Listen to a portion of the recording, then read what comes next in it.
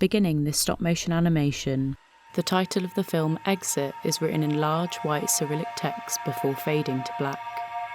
A small, bright light, like a comet, breaks through the pitch-black surroundings. The light flares, illuminating a cloud-like object. Flashes of red appear, which then bleed into the cloud. The cloud disappears, replaced by a metallic five-pointed star, which rotates and jitters in the darkness. The light illuminates different parts of the object as it turns and disappears out of frame. The light leaves long trails of white across the void-like backdrop. The luminous trail thickens and lengthens as it plummets towards an unknown destination before disappearing. Upon landing on a grassy mound, the small light crawls along it, lighting up its own way. Its movements are animal-like, investigating the land around it. The light diffuses into a larger spotlight directed at the grass. Searching through the undergrowth, the light pauses on a mossy rock. Illuminated in the gloom is a green frog made of plasticine, with small but piercing yellow eyes. It sits in the grass, facing forward. The frog shuffles slightly in the grass. Resting a foot on the rock in front of it, its fingers ripple. The frog moves through the grassy undergrowth before slipping out of view. The spotlight returns, searching with sharp movements for the vanished frog.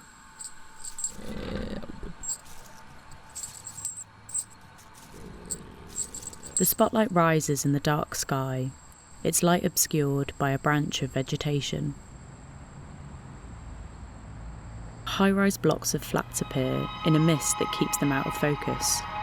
Pale grey in colour, they are constructed of paper cutouts with uneven squares removed, lit up as windows. Small teal-green plastic soldiers lay on a textured surface resembling wild terrain. The figures are immersed in what appears to be slowly melting ice, like creatures caught in cuckoo spit. More plastic soldiers appear, twitching and moving as the ice around them begins to melt. It glistens as it melts away.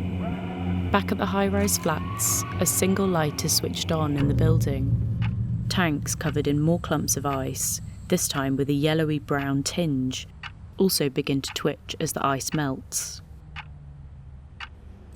Returning to the high-rise flats, the light is switched off and the towers shuffle away, revealing a house-like small building made of paper cutouts.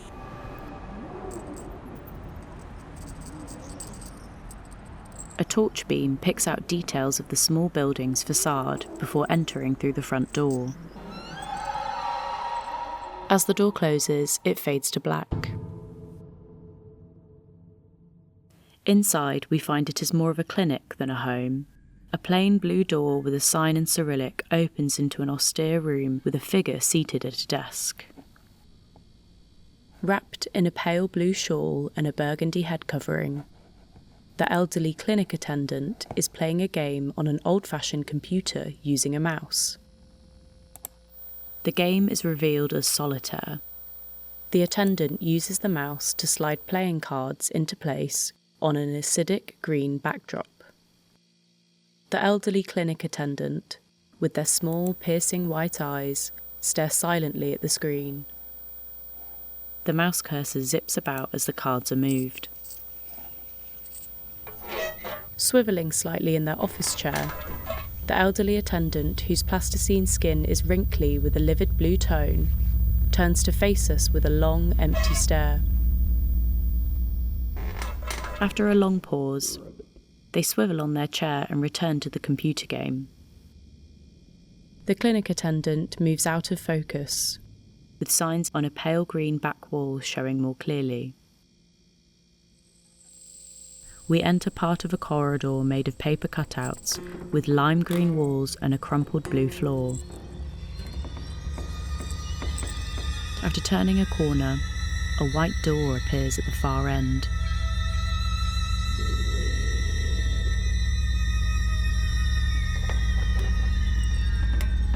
After a pause, we reverse back around the corner. Rejoining the attendant at the desk, we find them still dragging cards across the screen with their mouse. Hung on the wall behind the computer is a small religious painting. It is an Orthodox church icon with a saint-like figure in red appearing in a warm golden glow. They have a dark halo and 3D metal hands which are held in a gesture of blessing. The hands twitch slightly and the paint smudges in different directions. One of the hands in the painting twitches as if pointing back to the computer, where we find the elderly clinic attendant still obsessively playing cards with the use of the computer mouse.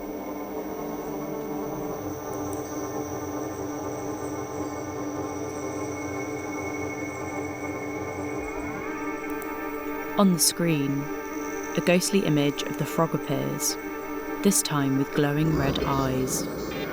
It fills the screen before disappearing. Behind the computer monitor, where red and blue cables are connected, a bright spotlight appears and moves down one of the cables. With a flash of light, another circular metal object spins centrally in what now is a shadowy grey void. Lights flicker slowly in red and white. It rotates, occasionally switching direction. Some are rusty, perforated across their surface. A spotlight appears and fades into blackout. A close-up of a metal domestic plug hole widens out to show it is at the overflow point of an ordinary white bathtub.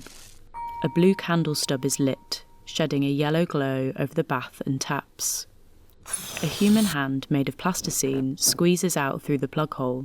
In fast-jumping frames, the flexing hand morphs before an entire body is ejected into the bath. The leg sinks away, and a pair of hands rise up, holding the frog carefully in their cupped palms. Credits written in white text on a black background read, "Written, scavenged, directed and animated by Ernie Maltby. Original music, Foley and mixing by Florence Rutherford Jones. Toad by Erin Russell. Post-production and colour grading advice by Sade Onitilo.